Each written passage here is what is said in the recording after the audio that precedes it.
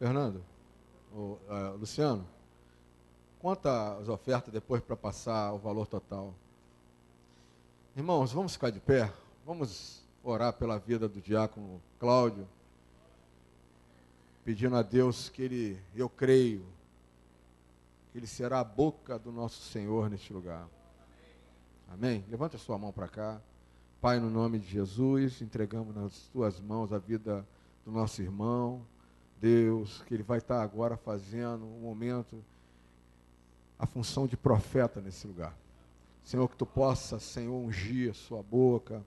Oh Deus, neutraliza todo o poder da sua alma, para que o seu Espírito, o Espírito Santo, através do Espírito dele, possa falar através da sua boca. Em nome do Senhor Jesus. Amém. Obrigado, César. Bom dia, igreja. Eu fiquei com desejo no coração de cantar um corinho, mas não queria que o louvor subisse, não. Eu queria que esse louvor saísse de corações íntegros, de corações sinceros.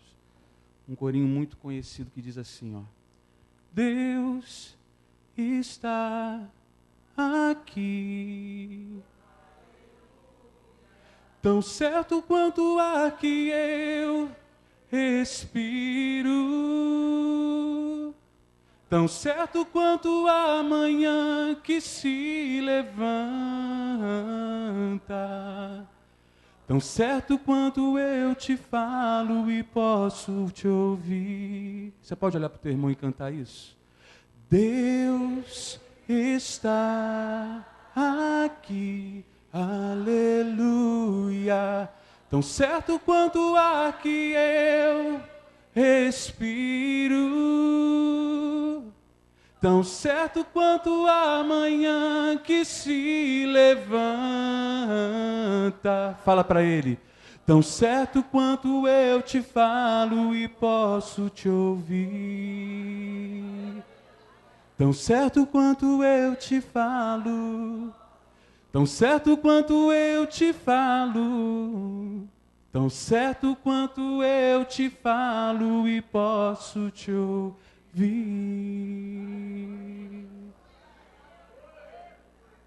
Vamos abrir a nossa Bíblia no livro de Mateus.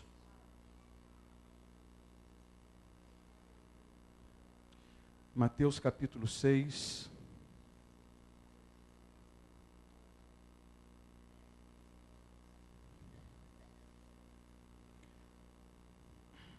A gente vai ler a partir do verso 19. Na verdade, são dois textos. Marquem também o livro de João, capítulo 12. São textos rápidos. Mateus 6 e João 12. Mateus 6, primeiro versículo 19. Todos comigo? Vocês estão me ouvindo bem? Como é que está a voz chegando aí atrás para vocês? Está legal? Perfeito. Então vamos lá. Mateus 6, verso 19, assim diz a palavra de Deus: Não acumuleis para vós outros tesouros sobre a terra, onde a traça e a ferrugem corrói, e onde ladrões escavam e roubam. Mas ajuntai para vós outros tesouros no céu, onde a traça nem ferrugem corrói, e onde ladrões não escavam nem roubam. Porque onde está o teu tesouro, aí estará também o teu coração. Agora vem comigo aqui para João capítulo 12, versículo 23. João 12, a partir do verso 23.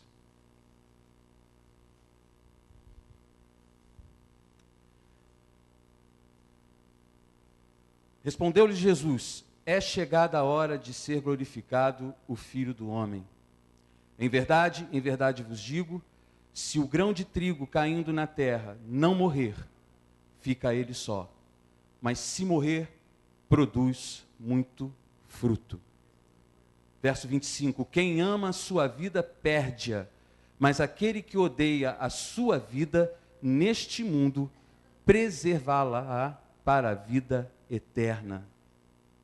Se alguém me serve, siga-me. E onde eu estou, ali estará também o meu servo. E se alguém me servir, o Pai o honrará. Ouviram isso? se alguém me servir, o Pai me honrará. O honrará. O Pai vai te honrar, se você servir a Ele. Agora está angustiada minha alma. E que direi eu? Pai, salva-me desta hora? Mas se precisamente com este propósito eu vim para esta hora. Irmãos, olhem para mim. Nós temos muito o que aprender sobre a vida olhando para a morte. Por que eu digo isso?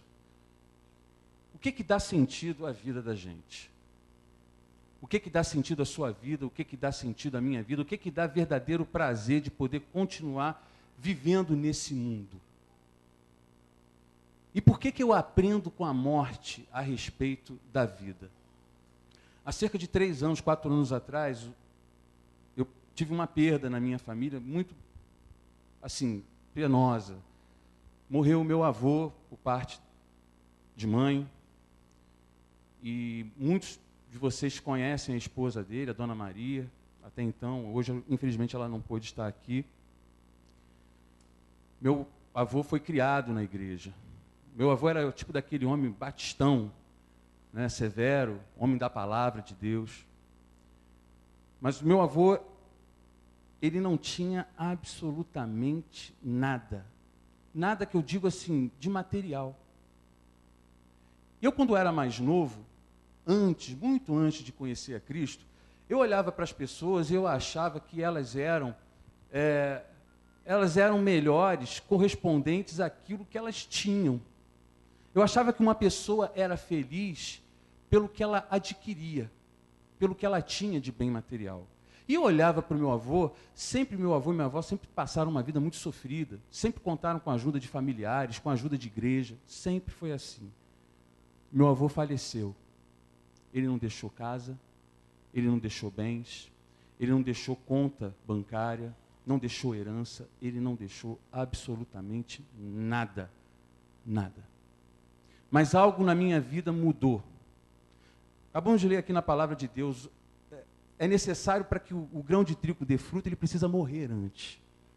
E eu creio que nesse dia em específico, algo frutificou em mim. Foi justamente no dia do enterro do meu avô.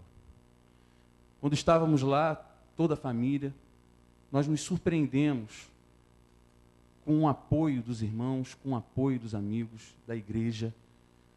Eu vi ali bispos, eu vi ali pastores, eu vi ali uma igreja organizada. O pastor Carlos fez o funeral do meu avô junto com outros pastores. Vi a alegria. Veja só, no momento de morte, havia ali alegria entre os irmãos. Mas não era a alegria dele ter ido embora, era a alegria dele estar na glória, dele ter voltado para os braços do Pai. E eu olhei para aquilo e algo estalou dentro de mim. Um conceito antigo, um conceito errado que até então eu tinha, mudou dentro de mim. As pessoas, elas não são avaliadas segundo elas têm. Elas são avaliadas segundo o que elas são. E eu olhei para aquilo e eu falei, eu quero isso para a minha vida. Sabe, eu não quero ser lembrado por uma pessoa que fez coisas, ser lembrado por uma pessoa que deixou bens, que deixou um legado. O legado que eu quero deixar para os meus filhos, o legado que eu quero deixar para a minha família, o legado que eu quero deixar para a minha igreja, é que Cristo em vós é a esperança da glória. É Ele a minha maior riqueza, é Ele o meu maior legado, é Ele o meu maior tesouro, é Ele a minha maior herança. E quando eu vi aquele enterro, eu vi aquele funeral, as pessoas se alegrando, pessoas cantando corinhos antigos, como esse que acabamos de cantar, pessoas chorando, como eu falei antes, não de tristeza porque ele foi embora. Sim, havia saudade, mas havia também alegria contida dentro de cada coração, porque nós sabíamos que ele estava na glória. E a vida que ele viveu aqui, irmãos, apesar dele não ter conquistado coisas materiais, não foi em vão. A vida dele aqui não foi desperdiçada. Haviam pessoas ali que ele havia conquistado para Cristo. Muitas pessoas, posso dizer até mesmo discípulos dele. Meu avô era diácono. Então ele fez muitos discípulos, pessoas que ele conquistou para Cristo. A alegria que ele deixou para a família, ficou isso registrado nos nossos corações. E eu olhei para aquilo e falei, eu quero isso para a minha vida. Eu quero isso para a minha vida. E eu fiquei pensando, meditando na hora de fazer essa mensagem, o que faz a minha vida realmente valer sentido? Biblicamente falando, se a gente for olhar, como acabamos de ler, né? Jesus ele fala aqui no verso 24 de João 12, em verdade vos digo, se o grão de trigo caindo na terra não morrer, fica ele só, mas se morrer, produz muito fruto. Quem ama a sua vida, perde-a. Olha só, no sentido bíblico da palavra, na revelação da palavra, quem ama a sua vida é aquele que ajunta tesouros na terra, é aquele que vive uma vida em bel prazer, buscando sempre o material, buscando sempre, sabe, é aquela pessoa que não é feliz se, por exemplo, ela não pode trocar o carro. É uma pessoa que, por exemplo, ela não é feliz se de repente ela não tem como fazer uma reforma na sua casa todo ano. É uma pessoa que ela não consegue encontrar a felicidade se de repente ela não consegue alcançar aquela promoção no emprego que ela tanto almeja. Vocês estão entendendo o que eu estou falando? Ela se liga muito nas questões materiais, ela se liga muito nas questões físicas do mundo. Essa pessoa, ela perde a sua vida no reino de Deus. Ela desperdiça a sua vida nesse mundo. Agora, por outro lado, aquela pessoa que odeia a sua vida neste mundo, preservá-la-á para a vida eterna. O que é você odiar a sua própria vida? É você dar valor a mais à vida de Cristo, à vida do próximo, do que à própria vida. Pensem bem. Quem é a igreja de Jesus aqui? Quem se acha realmente igreja do Senhor? A igreja do Senhor é uma igreja santa, é uma igreja imaculada, baluarte da verdade. Mas, irmãos, eu tenho que confessar algo que entristece o meu coração, e eu sei que é da parte de Deus. Nesses últimos dias que vivemos na terra, a igreja não tem vivido a plenitude do reino de Deus. As pessoas entram na casa do Senhor muito mais para pedir do que para doar. Glória a Deus, eu louvo o nome do Senhor, porque essa igreja, ela de alguma forma captou essa mensagem, e podemos contrastar isso agora, quando foi levantada uma oferta alçada, e conseguimos atingir um valor que de repente, humanamente falando, não conseguiríamos atingir. A gente entende, a gente percebe que a igreja percebe o valor disso, que as coisas não estão no valor do que eu tenho, do que eu possuo, mas na maioria das vezes a gente vê algo correr em contramão daquilo que Jesus disse. Sabe, Jesus ele não veio para fazer a própria vontade dele. Se você analisar em todos os evangelhos, nos 4 evangelhos que você lê, Jesus ele vai dizer bem claro, eu não vim para fazer a minha vontade, eu vim fazer a vontade daquele que me enviou, do meu Pai. O Filho do Homem não veio para fazer vontade própria, veio para fazer a vontade de Deus. Nos 4 evangelhos você lê a respeito disso. Poxa, será que tem algum fundamento? Por que Jesus repete tantas vezes? Nos 4 evangelhos, os 4 evangelistas, eles enfatizam isso. Eu não vim para fazer a minha vontade, eu vim fazer a vontade daquele que me enviou. Ele está dizendo, olha, vocês também precisam fazer a vontade de Deus. A vontade de vocês tem que estar alinhada com a vontade do Senhor. Se a vontade de vocês não estiver alinhada, se os sonhos de vocês não estiverem alinhados com os sonhos de Deus, a vida de vocês nessa terra é em vão. Ah, Cláudio, mas você... o que é isso? Você está pregando o que aí? Não, eu não estou pregando a preguiça. Eu não estou pregando aqui, irmãos, que você tem que viver ao relento, que você tem que viver o Deus dará. Não é isso. Eu creio que as pessoas têm que trabalhar, têm que conquistar o pão. Aquele que trabalha é digno do trabalho do seu suor, ele tem que receber esse salário. Mas é não viver em função disso. Qual é o teu objetivo? Pastor Carlos aqui outro dia perguntou a algumas pessoas, qual é o teu sonho? Eu vi, meu sonho é ter uma casa, meu sonho é ter uma promoção. Mas por que você quer isso? Para analisar. Por que você quer chegar até a esse lugar? Ah, meu sonho é ser um empresário. Meu sonho... Tudo bem, Deus aprova isso. Mas será que você quer ter uma casa para quê?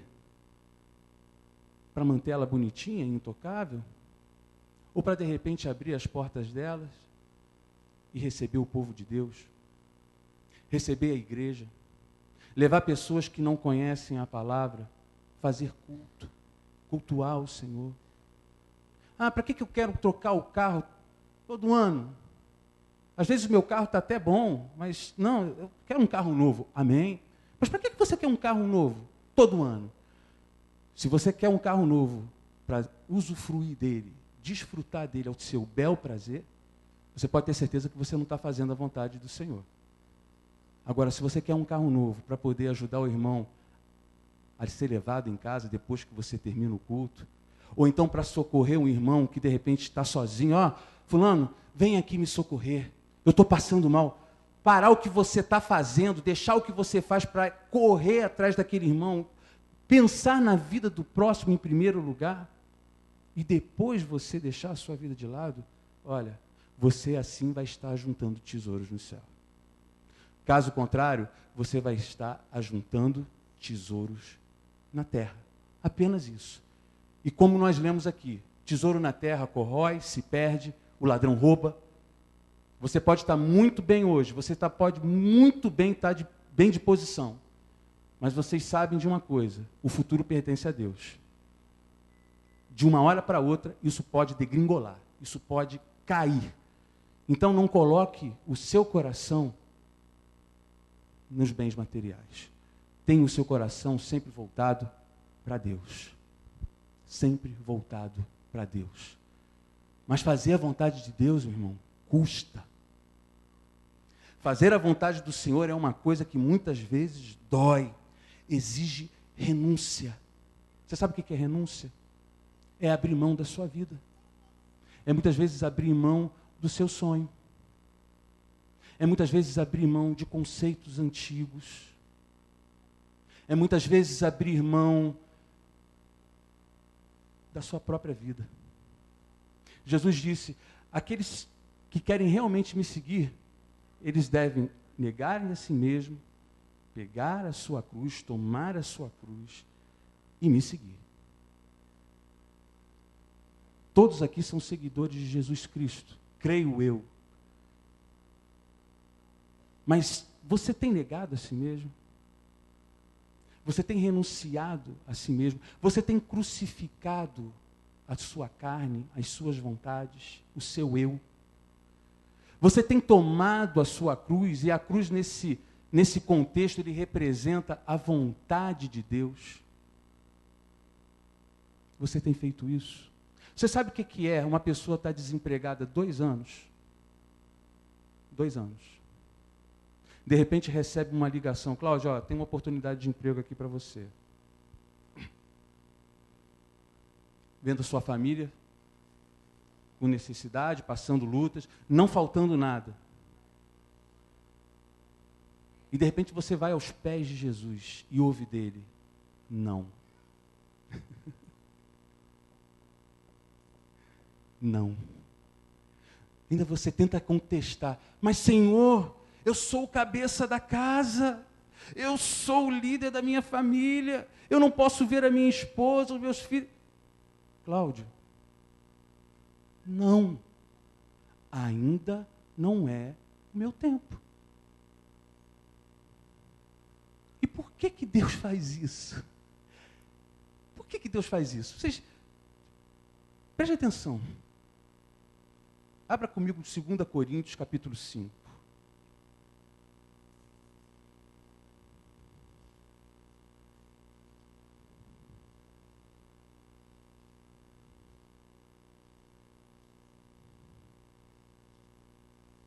Segunda Coríntios, capítulo 5.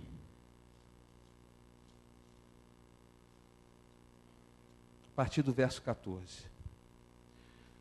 Pois o amor de Cristo nos constrange, julgando nós isto. Um morreu por todos, logo todos morreram.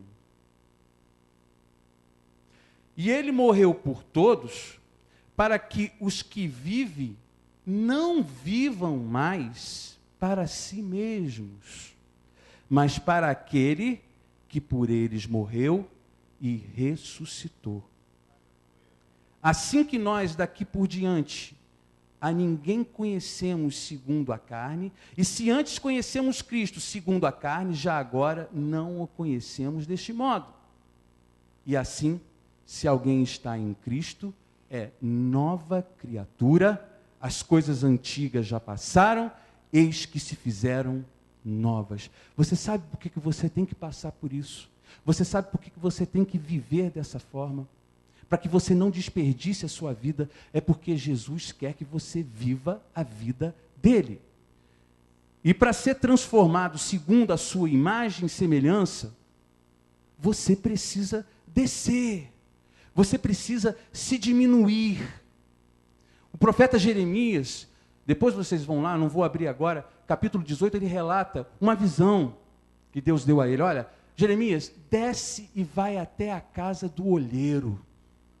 Quando Jeremias chega lá na casa do olheiro, está lá o olheiro moldando o vaso. Aí, de repente, ele pega aquele vaso, ele vê que não está legal, ele pega o vaso, o que ele faz? Ele quebra o vaso. E começa a fazer um novo. E diz assim para Jeremias, é assim que eu faço com o meu povo. É assim que ele faz com a minha vida e com a sua vida. Meu irmão, se temos que realmente ser a imagem e semelhança do Senhor Jesus, que se somos realmente a sua imagem e semelhança, nova criatura em Cristo Jesus, a gente precisa quebrar. A gente precisa descer. E a gente precisa se sujeitar a isso. Muitos relutam, como eu relutei na minha vida. Como eu relutei. Mas para a honra e glória do Senhor, meus irmãos, se eu estou aqui hoje pregando para vocês, é porque muito de mim teve que morrer. É porque eu tive que renunciar a muita coisa da minha vida. E eu sei que isso ainda aqui é pouco para o que Deus tem preparado para mim. Eu sei o que você está vivendo ainda é pouco para o que Deus está preparando para você. Mas você tem que se sujeitar a Ele. Você tem que aprender, você tem que aprender a abnegar, abrir mão dos seus conceitos, sabe? Aquelas coisas, meu Deus, sabe? Ter pena de si mesmo, sabe? Tudo que acontece é rancor, é mágoa, é pena. Tudo que te acontece, você se coloca para baixo. Uma infinidade de sentimentos e de emoções que borbulham dentro de você, que Deus fala, olha meu filho, para onde eu quero te levar, isso não vai te fazer nada, isso não vai fazer efeito nenhum na sua vida, você tem que deixar eu tratar de você. Meus irmãos, eu não estou falando aqui, não estou pregando a respeito de moralidade, não, vocês têm que parar de fumar, vocês têm que parar de beber, vocês têm que... Preste atenção, eu não estou falando isso. A santidade vem pela palavra. Se você não se aprofundar na palavra, você não acaba sendo santo. E quem sou eu para dizer para você o que você tem que deixar de fazer ou fazer? Quem tem que falar é o Espírito Santo. É o Senhor que tem que agir na sua vida nesse sentido. Eu falo de coisas mais profundas. Sabe? Aquela dificuldade que você tem de pedir perdão, aquele orgulho, aquela vaidade, aquela soberba. Como você pode dizer que veio a este mundo para fazer a vontade do Senhor, se você tem esses sentimentos embutidos dentro de você? Não tem como. Não tem como. E eu tenho certeza que o Espírito Santo está falando com pessoas aqui essa manhã, hoje, de coisas que precisam ser mudadas, de coisas que precisam ser transformadas, para que a sua vida realmente não seja desperdiçada nesse mundo. Viva debaixo da graça de Deus. Não há coisa melhor, meus irmãos. Olha, é penoso. Às vezes custa muito.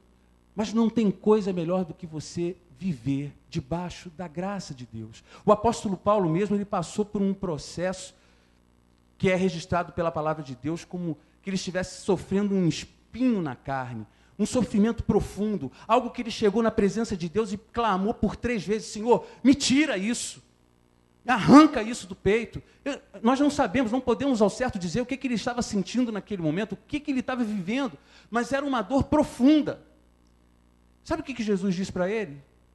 Através do Espírito Santo, ele chega e diz: meu filho, a minha graça te basta. Não tirou o espinho, ele continuou tendo que se conformar com aquilo, e Jesus disse para ele: olha, filho, a minha graça te basta. A minha graça te basta. É nesses momentos de dor, de angústia, ao invés de você se retrair, ao invés de você, muitas das vezes, negar a sua fé, dar as costas para Deus, é nesse momento que você tem que se voltar mais para Ele. E pedir mais a misericórdia dEle sobre a sua vida. E pedir mais a graça dEle sobre a sua vida. Porque sem a graça dEle, meu irmão, você pode ter certeza de uma coisa: eu tenho uma palavra guardada no meu coração. Não importa o sofrimento que eu viva. Não importa o momento contraditório. Não importa as adversidades que eu viva. Eu tenho essa palavra guardada no meu coração, e guarde-a também. Aonde abundou o pecado, aonde abundou o sofrimento, aonde abundou a inconstância, superabundou a graça do Senhor. O amor de Deus é maior do que todas as coisas. A confiança que você tem que ter nele é maior do que em todas as coisas. Para de confiar em médicos. Para de confiar em carros, para de confiar em cavaleiros, para de confiar em políticos. Isso então, confie no Senhor. Se você espera essa promoção que você tanto quer, confie no Senhor, que no tempo certo Ele vai te dar. Se você quer tanto uma casa nova, ajeitada, como eu quero, como nós queremos, eu e minha esposa, confia no Senhor que no tempo certo Ele dará. Se você quer um carro novo, você quer um carro, confia no Senhor. Agora, se sujeite a Ele. A igreja do Senhor tem que estar abaixo dEle. Lembra das palavras de Jesus? Um servo, um discípulo, não é maior do que o seu mestre. Não é. Quando eu olho para a Bíblia, quando eu vejo a história de Cristo, meus irmãos, a gente tem que entender um contexto que Cristo, ele veio ao mundo num momento conturbadíssimo. O Império Romano estava ali, tomou o povo judeu de uma tal forma que eles não tinham para onde ir. Eram impostos, era o jugo pesado daquele governo sobre a vida deles. As pessoas trabalhavam e maior parte do seu salário, dos seus ganhos, dos seus bens, eram dados nas mãos do Império Romano. Jesus cresceu vendo tudo aquilo. Jesus cresceu numa cidade chamada Nazaré, que era paupérrima, uma das cidades mais pobres de Israel, na Galileia. Nem se comparava a glória, ao brilho de Jerusalém. Ele cresceu naquele meio e Jesus morreu sem nada. O nosso Deus, como homem, Ele morreu sem nada. Uma vez Ele falou para uns de seus discípulos: olha, as raposas têm os seus covis, as aves têm os seus ninhos, mas o Filho do Homem não tem aonde reclinar a cabeça. Jesus não tinha paradeiro nenhum, Ele não tinha nem casa. Nem casa. E o Pai o proveu em todas as coisas. Durante os 33 anos dele, durante os 3 anos de ministério nessa terra, Deus proveu ele em todas as coisas. E ele trabalhou até o último dia. Ele fez a obra do Senhor ali, até o último dia. Na cruz, ele fez a obra de Deus. Quando ele estava ali do lado daquele ladrão, ele ainda assim fez a obra do Senhor, antes mesmo dela ser consumada. Então não fica achando, estou sofrendo, estou vivendo por isso, estou passando por isso. Não se lamurie. Deus está transformando a tua vida. você tem que dar graças a Deus, você tem que dar glórias por isso. Porque se não houver essa transformação, se você não passar por essa moenda, você não vai ser o resplendor da glória de Cristo. Você não vai fazer valer o que está escrito aqui nesse púlpito. Cristo em vós, a esperança da glória. Uma igreja que não quer desperdiçar a sua vida, pessoas que não querem desperdiçar a sua vida, servem ao Senhor. Jesus, ele veio a este mundo para servir. Servir. Um dos textos mais lindos da Bíblia, abre comigo aqui em João capítulo 13. Jesus, ele, depois da última ceia, ele toma os seus discípulos de surpresa. Ele pega uma toalha, uma bacia, se cinge daquela toalha e faz algo que surpreende aqueles homens. Ele começa a lavar os pés deles. Alguns relutam na hora, falam, não, Senhor, quem é o Senhor? Quem sou eu para ter os meus pés lavados pelo Senhor? Mas olha o que ele diz aqui no verso 14. João 13, verso 14. Ora, se eu, sendo o Senhor e o Mestre, vos lavei os pés, também vós deveis lavar os pés uns dos outros.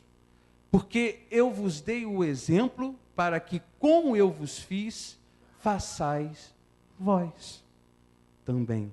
Em verdade vos digo que o servo não é maior do que o seu senhor, nem o enviado maior do que aquele que o enviou. Ora, se sabeis estas coisas, bem-aventurados sois, se as praticardes.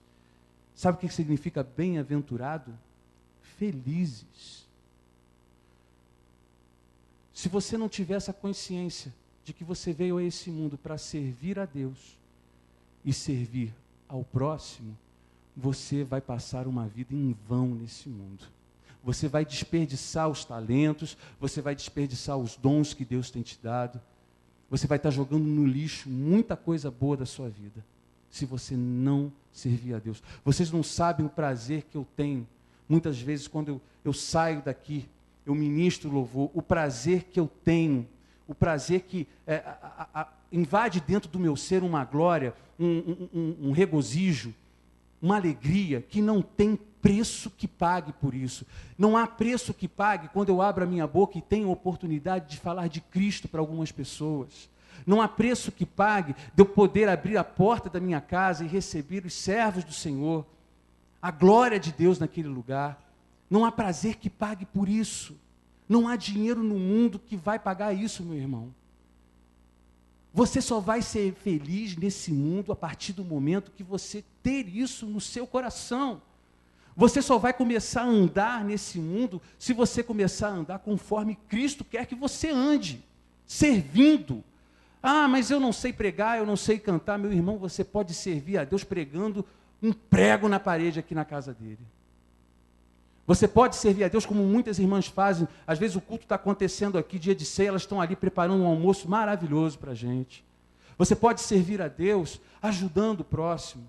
Eu tenho uma vizinha que ela mora sozinha, ela não tem ninguém. E ontem eu senti no coração, Cláudio, olha com mais atenção para essa senhora. Não tem prazer maior no mundo do que você ajudar uma outra pessoa, do que você estender a mão para uma outra pessoa.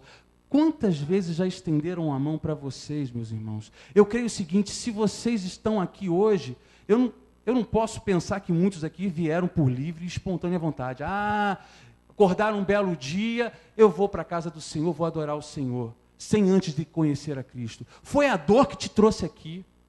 Foi a dor que te trouxe aqui sentado nessas cadeiras. Muitos de vocês não nasceram em lares cristãos. Foi a dor que trouxe aqui. E o que aconteceu? Vocês chegaram aqui e viram mãos estendidas para vocês. É isso que vale a pena. É isso que faz valer a pena. Sabe como é que eu vejo a igreja do Senhor? Eu vejo a igreja do Senhor como uma mulher que traz um cântaro de água em seus ombros. Existe um texto, em Gênesis, no capítulo 24, Abraão, ele quer procurar uma noiva para Isaac. Ele procura uma noiva para Isaac. e manda o seu servo, Eliezer, até a cidade dele, de onde ele saiu, porque ele não queria que fosse uma mulher qualquer. Veja bem, um pai zeloso com um filho, manda o seu servo ir atrás de uma noiva para ele, em outro lugar. Em outro lugar. Ele vai a esse outro lugar. Ele vai aonde Abraão existia sua família antes. Ele chega naquele lugar e o que ele coloca no seu coração? Meu Deus, qual o critério que eu vou usar para poder escolher essa mulher? Eu não conheço ela, eu não sei quem é. E pede, ele ora ao Senhor, o Senhor me mostra, me revela. E o Senhor diz para ele, olha, aquela mulher, você fica aqui perto dessa fonte, aquela mulher que chegar perto de você com um vaso, com um cântaro nos ombros e lhe oferecer água, é essa noiva de Isaac. Estava ele lá, vem Rebeca, como diz a Bíblia, pura, virgem, linda, bela, trazendo o seu cântaro no ombro.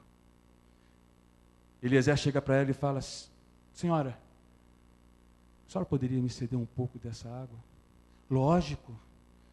Ela inclina o vaso de barro nas mãos de Eliezer para ele beber água. Ah, eu estou vendo que os seus camelos estão com sede também. Deixa eu ir lá que eu vou colocar água no bebedouro. Ela vai lá e coloca água no bebedouro dos camelos. Só aí que ela volta de novo à fonte e pega a água para ela e para a sua família. Eliezer olha para aquilo e fala, é essa. E ele pega pulseiras, joias, pega vestidos e adorna a noiva. Eu vejo a igreja de Cristo como essa noiva. Uma noiva que pensa muito antes dela própria, muito antes da sua própria vida. Ela pensa no próximo. A noiva de Cristo é aquela que vive constantemente com um cântaro de água nos ombros.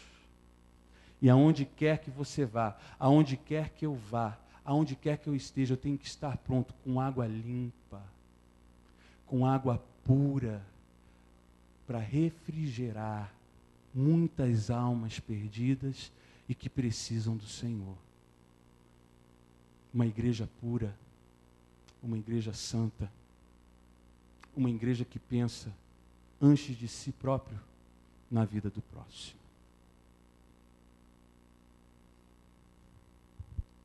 Eu tinha algumas coisas ainda a dizer, mas não vou falar. Vou fazer igual o pastor Carlos, porque não tem tempo. Mas eu peço ao Espírito Santo que, de alguma maneira, o que foi dito aqui, entra no teu coração, inunde o seu ser. A vida com Cristo é a melhor coisa que existe. Não é essa coisa penosa que muita gente acha. Ah, eu tenho que sacrificar muita coisa. Meu irmão, tenta entender uma coisa. Não é por você mesmo. Quando você se sacrifica, quando você deixa algo de lado, é o Espírito Santo que está gerando isso dentro de você.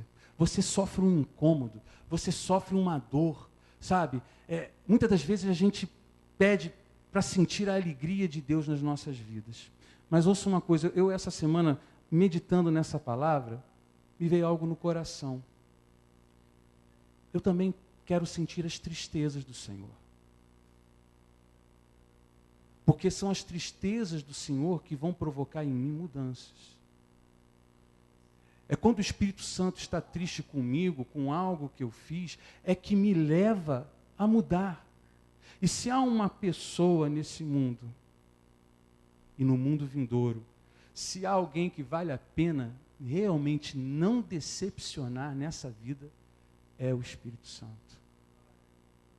É o Espírito Santo de Deus. Mas para isso você precisa se aprofundar nele. Você precisa mergulhar nos rios do Senhor. Você precisa viver uma vida de santidade. Você precisa viver uma vida de comunhão com a igreja e com Ele.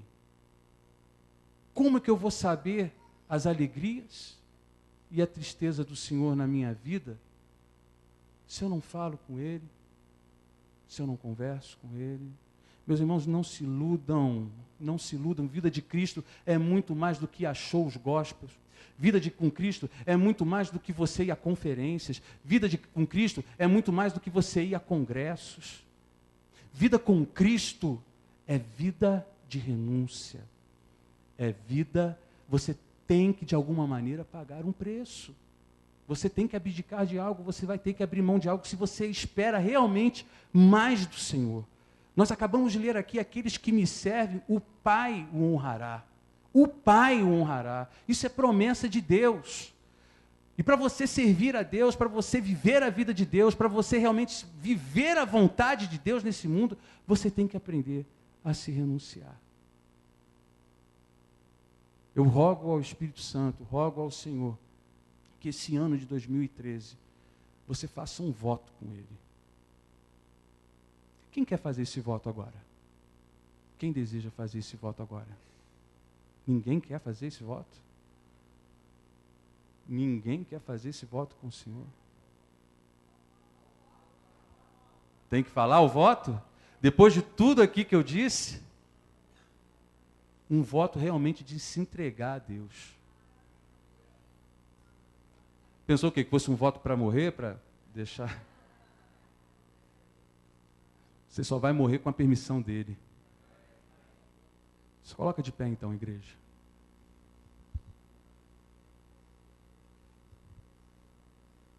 O voto que nós vamos fazer aqui é um voto de entrega. É um voto para que a gente possa realmente fazer valer a pena esse ano que começa. Que não sejam aquelas promessas que o mundo faz, né? Ah, eu vou emagrecer esse ano. E nunca acontece nada.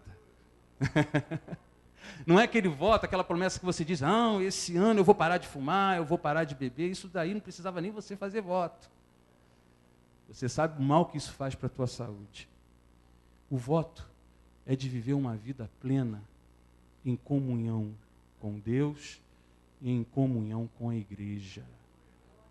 Porque em comunhão com Deus e com a igreja e Deus é uma só. Jesus disse, olha, eu sou a videira, vós sois os ramos.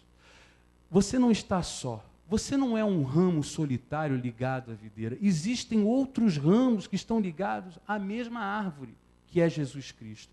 Então, automaticamente, quando você está ligado à árvore, a principal, a videira, você está ligado a todos os ramos automaticamente. Então a comunhão não é só com Deus, é comunhão com a igreja, com o Espírito Santo. Eu não sei o que você vai fazer da sua vida, se de repente você vai orar mais, não sei se de repente você vai buscar mais Ele na palavra, se você vai vir mais aos cultos, eu não sei. Aí é pessoal. Mas o voto que eu quero fazer aqui junto com vocês nesse momento, para que esse ano se inicie bem, é um voto realmente de entrega. É orar ao Senhor e dizer, Senhor, que diminua eu e cresça o Senhor. Coloque os seus olhos fechados nesse momento. Senhor Deus, Pai, a Tua palavra foi pregada, a Tua semente foi lançada. Eu não sei como isso vai repercutir na vida de cada um dos irmãos. Eu não sei como que o Senhor vai falar ao coração de cada um deles. Mas que esse voto que vamos fazer diante de Ti seja um voto sincero, seja um voto, Senhor, realmente, meu Pai, que vale a pena em nossas vidas, que venhamos colocar em prática isso na nossa vida diária. Senhor, eu aqui coloco diante da Tua presença, eu quero viver a plenitude do Teu reino. Eu quero, Senhor, reinar em vida. Eu quero crescer, Senhor. Eu quero, meu Deus, viver uma vida diferente do que a que vivi em 2012, em 2011. Eu não quero jamais regredir. Eu não quero voltar atrás. Eu quero continuar, meu Deus, caminhando à frente, meu Deus. Tendo, meu Pai, o autor e consumador da minha fé, meu Pai, como alvo. É Jesus Cristo que é a minha referência. É Ele o meu olheiro. É as mãos dEle, meu Pai, que tem que estar sobre a minha vida. Ele é o olheiro e eu sou o vaso. As digitais de Jesus devem estar cada vez mais na minha vida, Senhor. Eu quero ser prata, meu Deus, para ser refinado no fogo. Declara isso, igreja. Eu quero ser prata, refinada no fogo. Oh, Senhor, sabemos que a prata chega ao seu ponto auge de purificação, quando, meu Deus, o artífice olha para a prata e vê a sua imagem resplandecida nela. É assim que nós estaremos prontos para o Senhor. É assim que realmente, meu Pai, nós estaremos fazendo a Tua vontade. É quando, meu Pai, nós formos o resplendor da Tua glória nessa terra. Quando o Senhor olhar para nós e ver realmente o resplendor da face do Teu Filho sobre as nossas vidas, Senhor. Nós queremos nos entregar à Sua vontade, Senhor. Nós queremos nos entregar ao Seu querer, para que o Pai venha nos honrar em tudo, para que possamos ser bem-aventurados realmente nessa vida, para que não venhamos a jogar fora, meu Deus, o maior presente que o Senhor nos deu, que foi a eternidade. Pai, em nome de Jesus, Pai, não permita que essa palavra seja roubada, que o inimigo, meu Deus, não venha arrancar, meu Deus, essa palavra, que essa palavra não tenha caído no meio do caminho, que essa palavra, meu Deus, não tenha caído no meio de espinhos e de pedras, mas que ela tenha encontrado terra fértil, Senhor, para que ao tempo certo, ao seu tempo, ela venha germinar e produzir frutos, a 30 por 1, a 60 por 1, a 100 por 1, meu Pai, em nome de Jesus, o Senhor quer uma igreja santa, o Senhor quer uma igreja que serve, e não uma igreja que quer ser servida a todo tempo. Trabalha, meu Deus, em nossas vidas, conforme o Teu querer e a Tua vontade, Senhor. Assim, meu Pai, nós Te pedimos, assim, meu Pai, nós Te glorificamos, e assim Te agradecemos, ó Pai, em nome de Jesus. Irmãos, esperamos vocês aqui às 7 horas da noite, culto. Não deixem de vir para ouvir a palavra de Deus. Amém? Vão em paz, que o Senhor os conduza, em nome de Jesus. Que o Senhor os abençoe rica e abundantemente. Amém.